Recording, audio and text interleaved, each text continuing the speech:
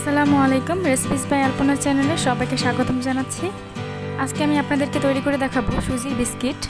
হাতের কাছে থাকা অল্প কিছু উপকরণ দিয়ে এই সুজির বিস্কিটগুলো বানিয়ে সংরক্ষণ করতে পারবেন 10 থেকে 15 দিনের মতো। দেখতেও একটু অন্যরকম আর খেতেও অনেক মজার। তো আশা করছি রেসিপিটি ভালো লাগবে। তো চলুন আমরা এখন বিস্কিটগুলো তৈরি করতে থাকি। প্রথমে আমি একটা বাটিতে 2টা ডিম ভেঙে নিচ্ছি। এখন দিয়ে দিচ্ছি হাফ কাপ চিনি আর অল্প একটু লবণ দিয়ে দিচ্ছি। এখন এই ডিম আর চিনিটাকে খুব ভালো করে মেশাতে হবে। যতক্ষণ না পর্যন্ত চিনিটা একেবারে গলে যাচ্ছে ততক্ষণ পর্যন্ত মেশাতে হবে। এটা যত ভালো করে মেশাবেন বিস্কিটটা তত ভালো হবে।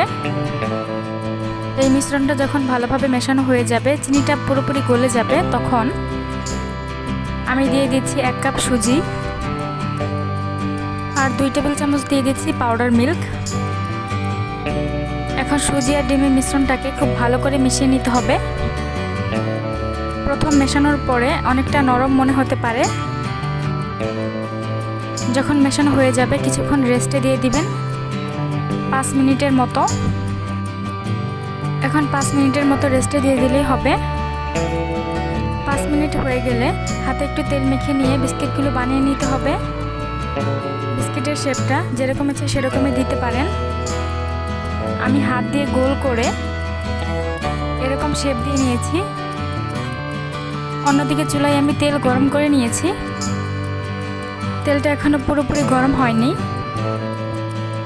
এখন আমি একটা একটা করে বিস্কিট বানিয়ে এখানে দিয়ে দিচ্ছি। তো এই পর্যায়ে আমি বিস্কিটগুলো বানিয়ে দিয়ে দিয়েছি। বিস্কিটগুলোর এক পাশ যখন হয়ে যাবে তখন আমি আরেক পাশটা উল্টে দিচ্ছি। একটু সময় নিয়ে বিস্কিটগুলো ভেজে নিতে হবে। আর এই বিস্কিটগুলো ভাজার পরে দেখতে কিন্তু অনেক সুন্দর লাগবে। তো আমার এখানে বিস্কিটগুলো ভাজা হয়ে গেছে। আর ভাজার পর দেখেই বোঝা যাবে উপরে কিছুটা দানা দানা থাকবে। এখন আমি তেল ঝরিয়ে বিস্কিটগুলো উঠিয়ে নিব। এভাবে বিস্কিটগুলো তৈরি করে সংরক্ষণ করতে পারবেন 10 থেকে 15 দিনের মতো।